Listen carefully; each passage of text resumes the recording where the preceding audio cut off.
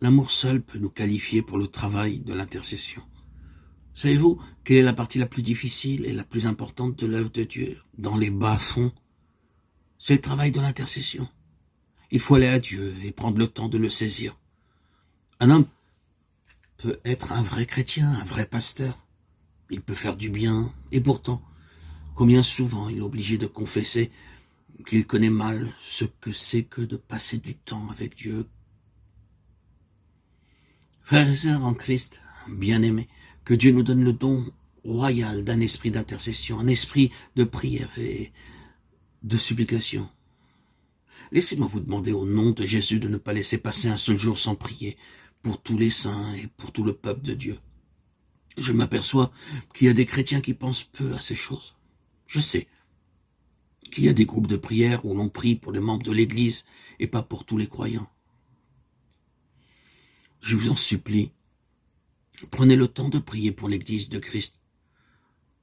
Prenez le temps de prier pour les païens, prenez le temps de prier pour les missionnaires et pour le travail d'évangélisation et pour les inconvertis.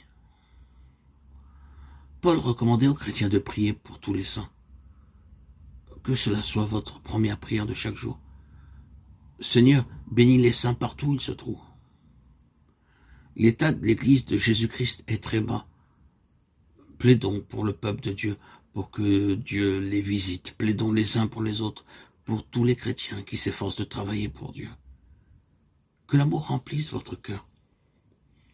Demandez à Christ de remplir votre cœur d'amour tous les jours. Essayez de réaliser en vous, par le Saint-Esprit, ceci: je suis mis à part par le Saint-Esprit. Et le fruit de l'Esprit, c'est l'amour.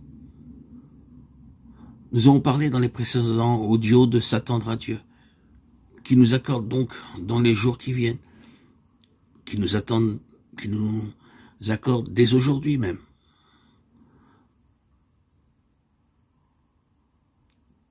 de l'accueillir plus paisiblement, et que cela se poursuive jour après jour.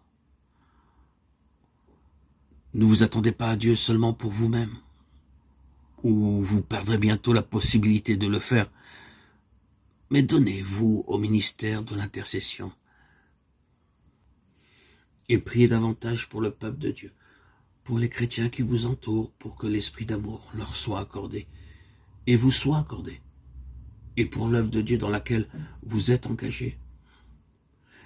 Et la réponse viendra sûrement, et votre attente à Dieu sera une source abondante de bénédiction et de puissance.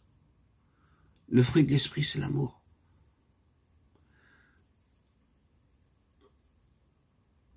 Je crois que nous devons nous approcher de Dieu dans l'intercession. Plaidons en croyant que Dieu répandra sur nous tous un esprit d'amour. Frères et sœurs, bien-aimés en Christ, avez-vous un manque d'amour à confesser devant Dieu? N'hésitez pas et dites-lui: Seigneur, je confesse devant toi mon manque de cœur, mon manque d'amour.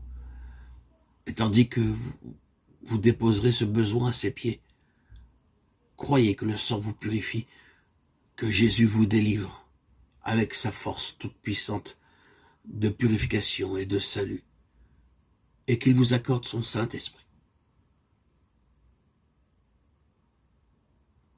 Le fruit de l'Esprit, c'est l'amour.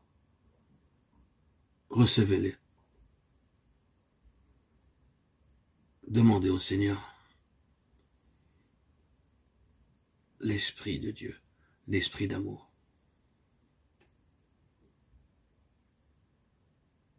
Recevez-le.